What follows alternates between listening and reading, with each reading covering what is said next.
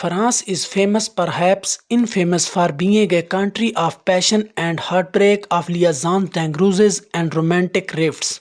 Yet amongst the many tales of Parisian paramours and loyal Lotharios, the royal rivalry between Diane de Poitiers and Catherine de Medici remains one of the most scandalous and torrid tales of the 16th century.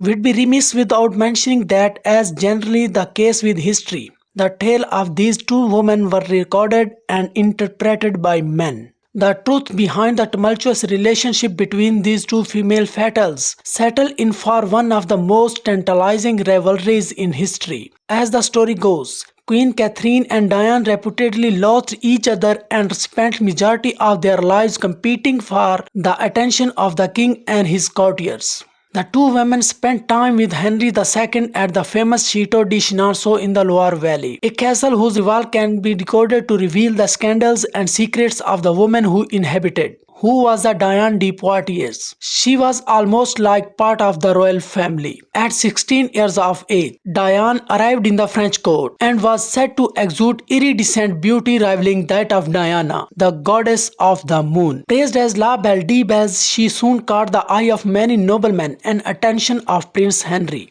Rumored to suffer a loveless and motherless childhood, the young prince, 20 years Diane's junior, claimed to have never felt love until the enigmatic noblewoman took him under her wings. She eventually became the mentor and mistress of the young prince, and was a permanent fixture in the French court from his childhood through his reign as a King Henry II. Who was Catherine de Medici?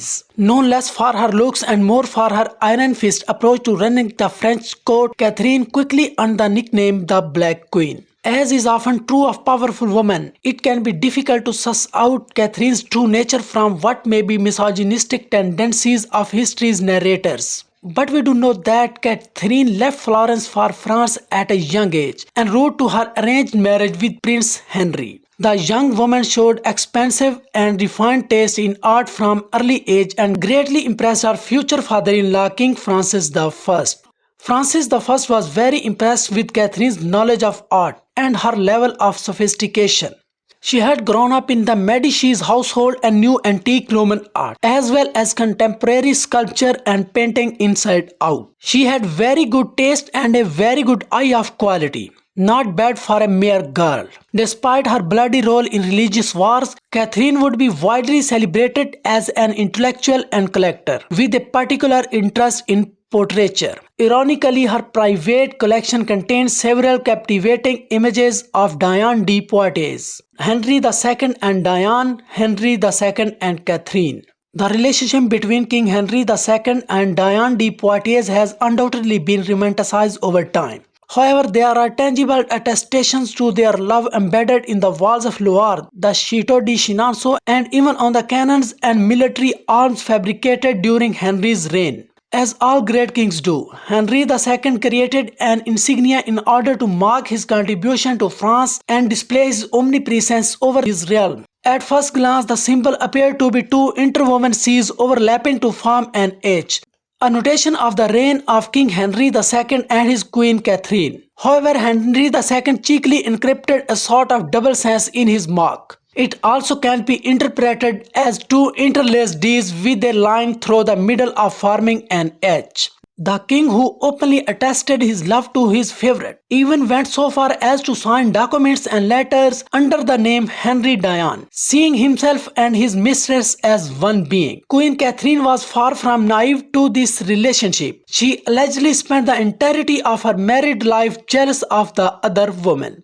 Catherine's quest to assert dominance over Diane is clearly marked in the symbolism found in the latter's bedroom in the Chateau de Chenonceau. The matriarchal queen chose to have a large portrait of herself hanging over the fireplace, positioning presiding over the mistress chamber.